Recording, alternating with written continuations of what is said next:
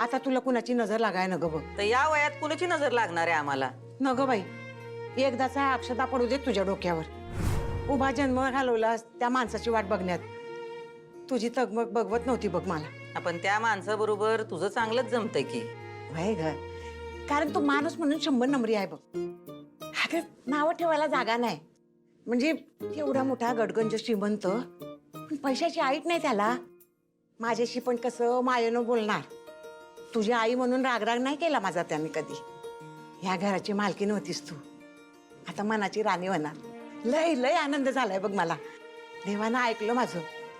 मी म्हणलं होतं देवाला, डोळं मिटण्याआधी माझ्या भुईच्या डोक्यावर अक्षता पडू देत. काय काय काय केलंस पोरी तू त्याच्यासाठी. त्यांच्या पोराला आईच्या मायेनं वाढवलंस. त्यांच्यावर मनापासून प्रेम केलंस बघ. चारू म्हणून घरात आलीस.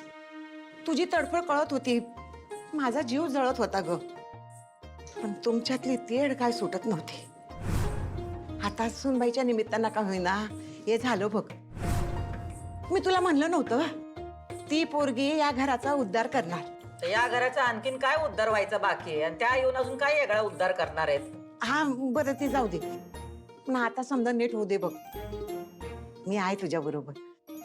आणि हा धनाजीला लाडू करायला सांगितले तू देशाला. आई जरा थांब की, अजून सगळं ठरू दे की. अगं समजा ठरलंय की आता फक्त मुहूर्त बाकी आहे तुमच्या लग्नाचा आणि सुनबाई घरात येण्याचा. मी सुनबाईला फोन करते. हा नाही आई, काय गरज नाही त्यांना फोन करायची. ज्यांच्यामुळे आमचं लग्न मोडलं त्यांना सांगून काय आनंद होणार आहे काय? उगा त्यांना कळलं तर मोडता घालतील. त्यांना सांगायची काय बी गरज नाही. अगं नाही नाही, असं काय नाही म्हणणार. हा आई, जवळ आम्ही सांगत नाही तवर त्यांना काय बी सांगायचं नाही.